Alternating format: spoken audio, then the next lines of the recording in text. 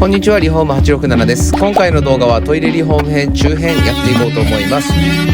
前回に引き続きましてステップ4からステップ8まで、窓の封鎖から汚物管の取り替え、床の捨て張り、クッションフロア、フランジュの設置、それから便器の取り付けまでやっていこうと思ってます。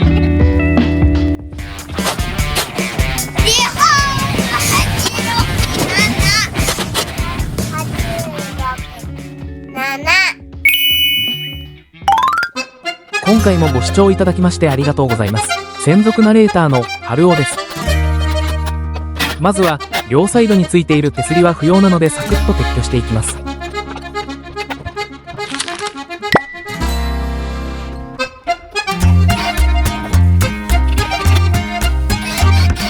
トイレ窓なんですが、サッシではない木枠の窓なので、そのままリメイクするのも面倒なので封鎖していこうと思います。換気に関しましては換気扇を新たに設置するので問題ないかなと思います。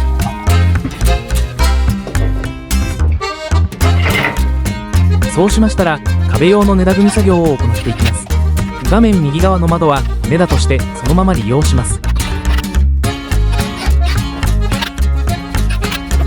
そのまま 12mm のコンパネで封鎖していきます。今時の新築のトイレって窓ないとこ多いですよね。それではちゃちゃっと封鎖します。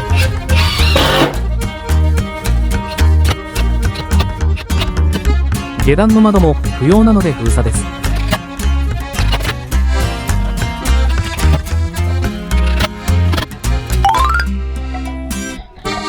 次にステップ5の汚物管の取り替えをやっていきます。もともとこのトイレはボットントイレだったと思います。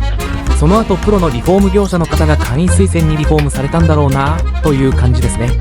今やっている作業は汚物管周りの床材が腐食していてボソボソなのでほじくって撤去している最中でございます。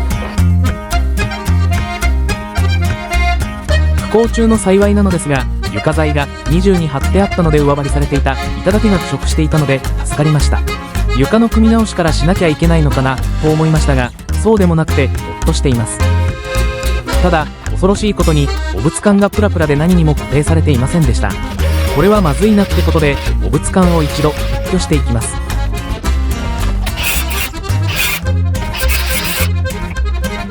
古い汚物管は再利用したくないので新しいパイプを設置することにします。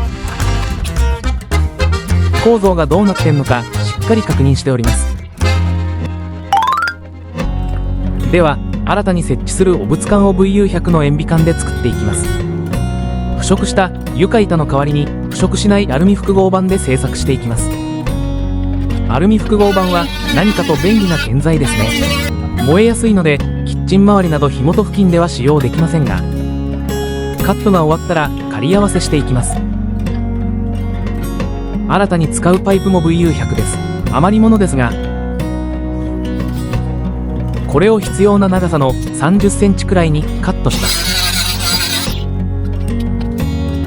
アルミ複合板に挟み込むので1センチメートルくらい輪切りにしたものを2つ切り出します。パイプの切り口は面取りしておきます。パイプ加工が終わったら組み立てていきます。一応接着する前にフランジの入り代を確認しています。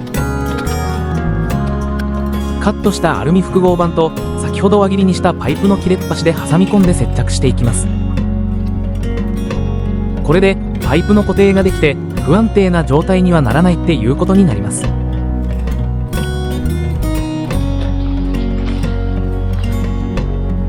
ァイルダーオン。ドッキング完了。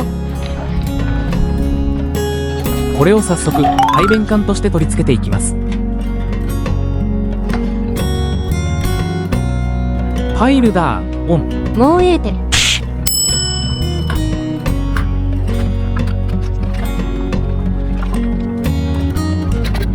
大丈夫なことが確認できたらシリコンシーラントで接着していきます。隙間もしっかりシリコンシーラントで埋めて汚物等の水分が入らないようにしておきます。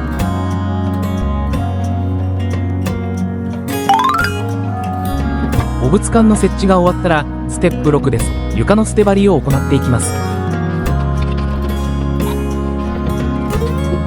パイプ穴の開口を忘れていたので開け直しに戻ってきました。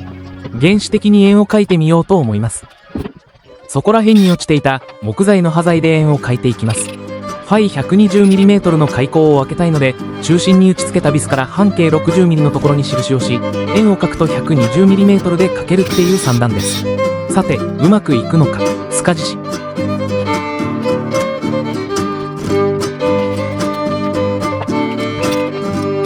まあまあ、やるやん。マルチツールで開口したら床材完成です。床材の捨て張りですね。もう捨て張り作業も慣れてきました。また今回は床がタイルのため普通のビスで履ききません。なので先にタイル専用のドリルで穴を開け、コンクリビスを打ち込んでいます。床材が張り終えたので、一応 CF 貼る前にフランジがしっかりはまるか確認しました。それではしっかり清掃して CF を貼っていきます。私はクッションフロアを貼る際は全てきっちりカットしてから貼ります。いろんなやり方があると思いますが、何が正解なんでしょうか？プロの方ぜひ教えてください。それでは奥の方からシリコンシーラントをボンド代わりにして貼っていきます。自分の場合ですが、こんな狭い空間でも一応半分半分前後に分けて施工します。面倒な作業ですが、まんべんなく均等にしっかり伸ばします。空気抜きするときは照明を消して作業用のライトとかだけでやった方が空気抜けてない部分がよく見えてやりやすいですね。最後にお物管のところを切って開口したら床は完成ですね。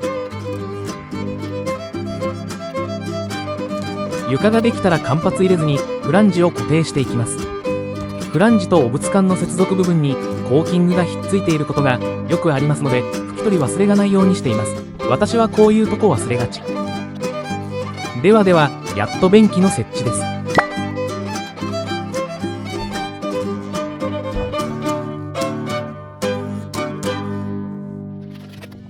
フランジから出すボルトって先につけておくんですね。わら。この受け側のナットは締めすぎ注意らしいですよ。知らんけど。まあまあ、トイレらしくなってきたんじゃない？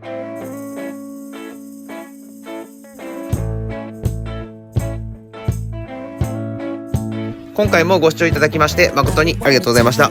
次回はシーラウンって壁紙張りですね。そして換気扇取り付けて最後にタンクの設置、便器の設置もしていきます。そして完全にノーマークだったオーバーフロー管も取り付けていきます。今回の動画もためになったっていう方いらっしゃいましたら、よかったらチャンネル登録、そして高評価、いいねの方もよろしくお願いいたします。ではまた次回お会いしましょう。